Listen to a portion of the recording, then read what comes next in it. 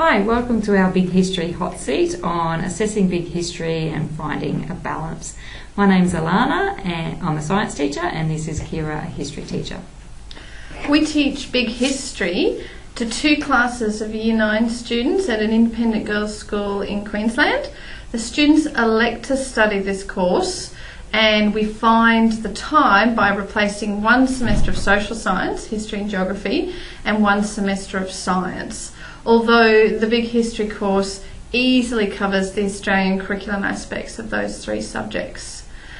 When designing our assessment, we wanted to find a balance between the types of assessment offered by the big history course and the types of assessment that we would be doing in our normal subjects, so science, history and geography. And so that we would be very much in line with the girls who are still doing straight Australian curriculum. We do 5 assessment pieces across the year, which you can see on the screen. There are 2 based on the big history investigations, 2 are exams, 1 science-based exam, 1 history-based exam, and then we finish up with the Little Big History project, which is our major assessment for semester 2. Now, we quite like and we wanted to use the investigations, but we just didn't have enough time in class to cover all of them. So we decided to use a few that we could and develop some into assessment pieces. The investigations we chose this year were actually different to the ones that we chose last year, and not because we didn't like them, but just because we wanted to vary our course and work out what best suited our classes and our structure. For both assessment pieces, essentially we use the overarching idea presented in the investigations, which mainly was the sources and the topic, but we generally tended to skip the steps in between and develop our own. Having started with the Unit 2 investigation, we did that in class, the one on Copernicus, we then developed Investigation 3 as an essay assessment. We changed the topic slightly. We stuck with the main idea but narrowed it down to how did Lavoisier's new point of view pave the way for progress on our understanding of the elements. The students were writing their first assessment, their first essay for the year, and we wanted to make it as tight an assessment as possible. We used the sources from the investigation, and we stipulated that at most they could use 2 more sources, and we really wanted them to focus on answering the question in a very thorough, analytical and argumentative essay. This is an example of one of the essays. So I was really happy with how the essay writing came along, good use of sources. And we loved that even though we focused the essay in on Lavoisier, it still generated a lot of discussion and a lot of thought about how points of view change based on new evidence, which is a crucial theme running through the course. The second investigation that we developed into an assessment was that from Unit 6 on early humans and collective learning. Kira particularly fell in love with this topic about the evolution of language, so we decided to turn this into a multimodal assessment.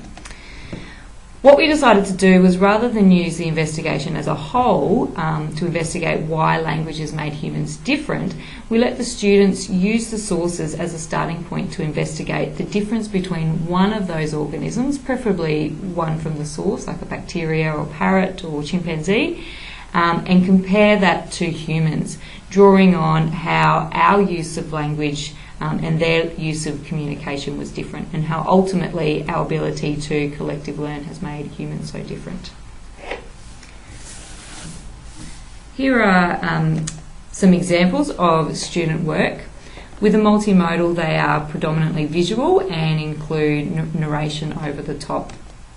It was a really successful assessment piece because the students really enjoyed learning about their animal and that they got to choose, whilst they still learnt skills in historical writing and research. It also gave them a variety of ways to prepare this assessment. This is not the case, however, for humans. Humans have developed a very important and powerful form of communication, language. With language, humans are able to share information with each other and store it in what's called the collective memory. So students were able to prepare in a variety of ways that was comfortable for them. Some chose to film themselves on the screen and interview family members, while some just did a simple voiceover like you just saw there. So we also made the students use an expert in terms of research to discuss their animal, which brought in different disciplines to help support their research. The two exams we did this year were quite different. We deliberately wanted one exam which would be instantly recognisable as a science exam, and one exam which was more of a social sciences exam. The one you can see on the left has an example page of the science exam, and the one on the right has an example page from the history exam. The science tests assess their scientific understanding and skills such as graph and data analysis. The history test focused on understanding and using sources. The final assessment piece that we do for the year is the Little Big History project.